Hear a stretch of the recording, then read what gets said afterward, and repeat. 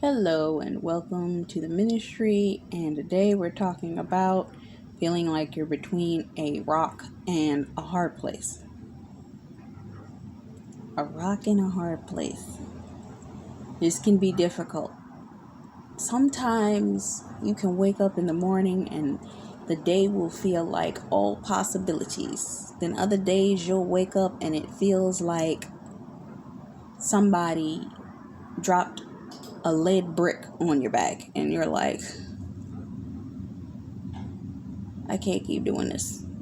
This is too tiring. It's too exhausting. I can't keep at this pace, at this rate, and not see nothing happening. Something's got to move. Something's got to shift. Something's got to shake. Something's got to do something. And you'll find yourself in a place where you're like, God, I can't stay like this. And it feels good to hear your fellow sisters and brothers releasing words that are positive. This is your season. This is your time. God's going to do it. Stand in the face of the Lord. Faith comes by hearing of the word of God, and all of this type of stuff. And as long as you keep digging the dishes, God's going to bless whatever you put your hands to. And you're just sitting there like, that's all well and good. But you ever get to that point? Come on, let's be honest. We've all been there. Tell me you haven't. When you got to that point where you were hearing all these wonderful words of blessings and you were looking at God like, this is so awesome, Lord, but where's mine at? Let me tell you something. I remember years ago, I was about somewhere between, I was either 7, 10, or like 11. And I was at school, and I knew that it was going to be a situation where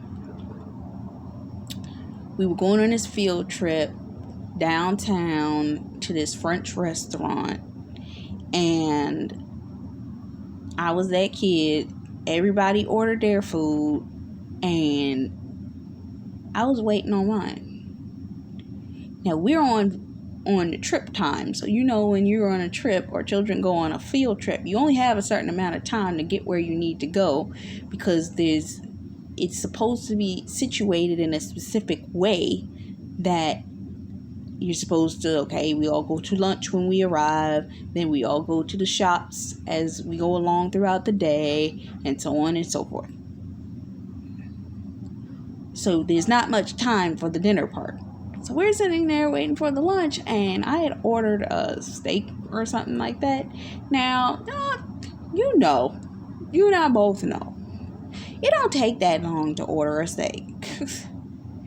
Yeah, you can cook a steak, and the steak will cook. I've cooked steaks myself. A steak don't take longer than maybe 15 minutes. If it's thawed. And you're try and cook it through fully.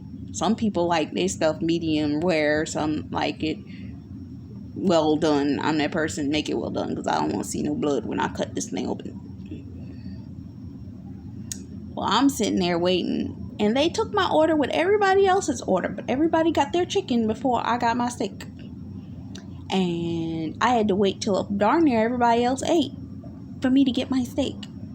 And thankfully, I was able, I believe, to bring it home, because that was too much of a steak for them to be like, oh, you can't take it home.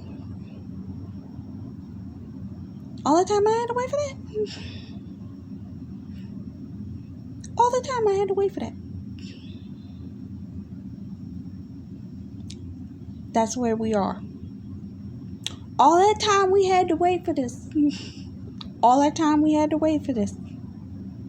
We be feeling like we in between that rock and a hard place, because it's like you seeing everybody eat. You all ordered at the same time. Come on now. And you watching your friend and a friend and everybody else at the table sit there and eat their food. and yours is still waiting to come to you. And you're like, God, where that? This not what I signed up for. What you mean? Why we still did? What's up? God, what's going on? What you mean that it's still not here yet? What you mean it's taking this long for it to come to pass? What do you mean?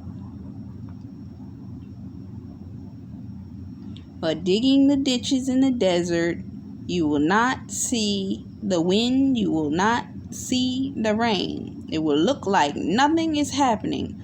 For when it does, the new thing will spring up out of nowhere. For faith is the confidence in things we hope for, but will actually happen if given assurance about things that we cannot see. For we must stand and watch the glory of the Lord. And all of these marvelous scriptures sound amazing.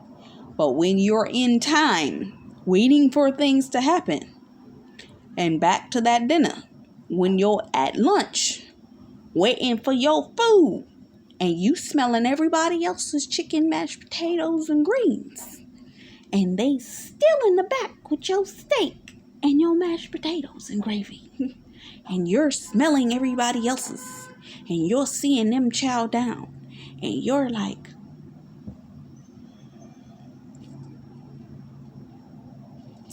I'm hungry over here, God. I really am hungry over here. And they over there eating like they ain't never ate food before. And it's smelling real good. But I don't smell a whiff of my steak even in the back coming towards me. Where is it at? I don't even sense a hint of it. But it's going to spring up out of nowhere. The steak did eventually come. And it was a good steak. I just had to pack it up because we had about 10 minutes before we had to leave, because that's how long it took them to bring me my steak. And if I'm not mistaken, they only waited for me because we'd been waiting the whole time and my steak never came. So when they finally showed up, it had to be packed up to leave because I didn't really get a chance to bite into it.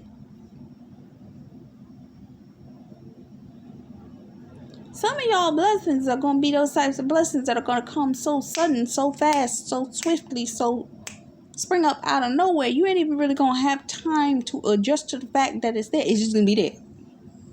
And you're going to have to move with the acceleration of the pace of it being in your life now. You're just going to have to move with it. Some of us have that tendency, especially when we're planners and we're thinkers and we're preparers. We're like, okay, when this gets here, I'm going to do this and I'm going to prepare for this. It's like parenting. You ever hear people talk about parenting? Oh, I have my kids. I'm going to do this and I'm going to do this and I'm going to do this and I'm going to do this. And it becomes a child, come here. Let me just do this. You ever seen them commercials where like first child, oh, second child, you just throwing stuff everywhere? It's like, I don't care. It's like, we done this before. Just grab the child and just go.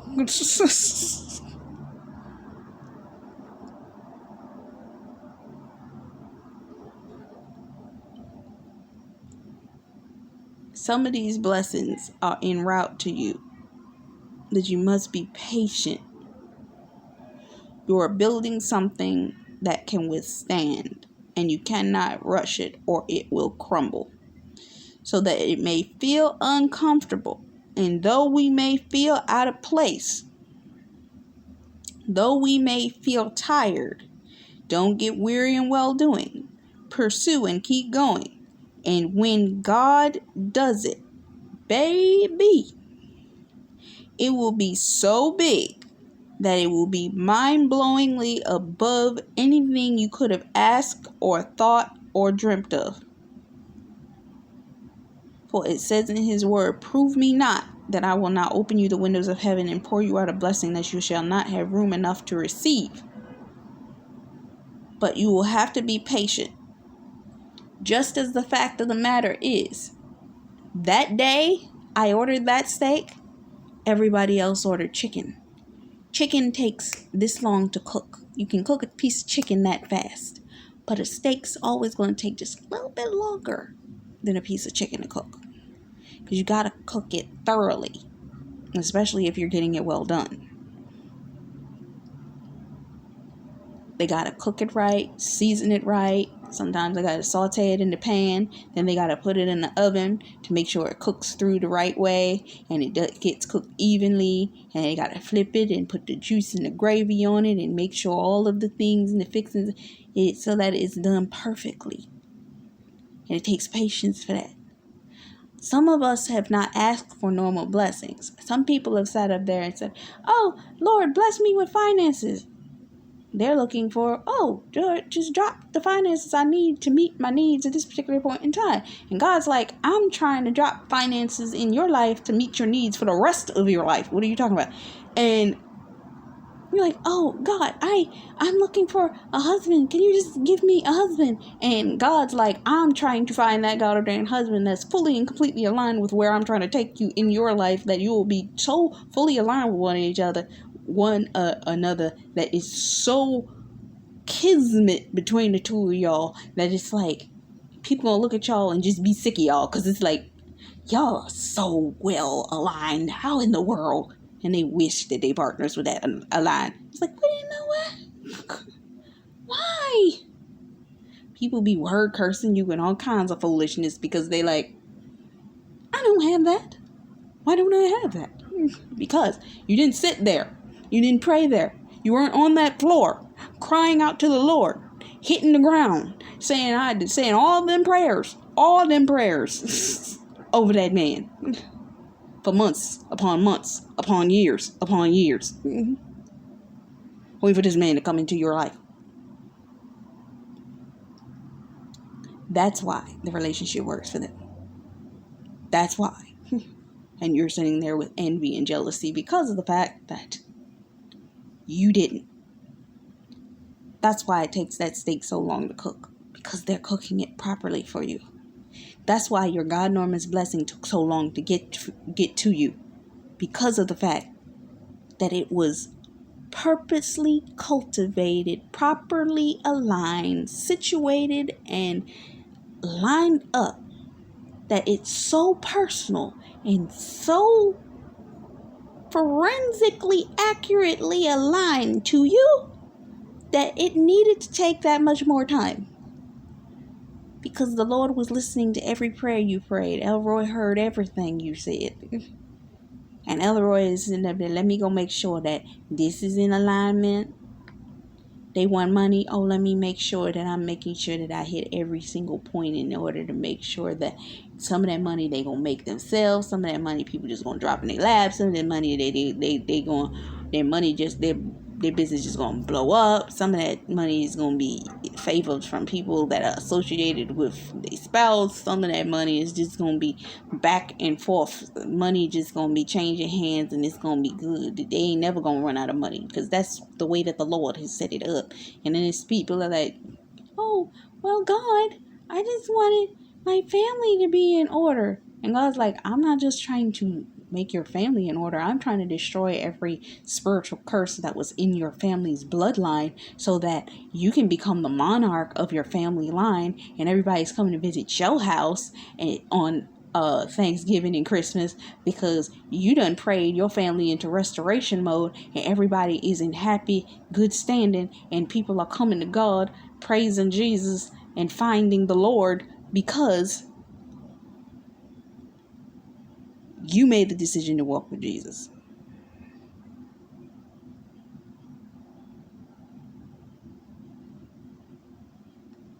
That's why it's taking so much longer.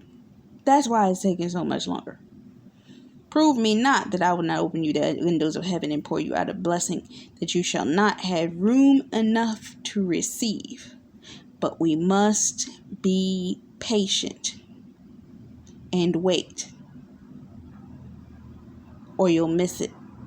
And you can't miss something that belongs to you, but your impatience will make you take a counterfeit opportunity that will delay you and put you back in time and manifestation for what it is that's supposed to come to pass upon your life. Watch the glory of God, even if it feels like you're in between a rock and a hard place and that glass door to your future is coming. Be patient. It's almost here. Thank you. This is Taj Cameron. Till next time. Bye-bye.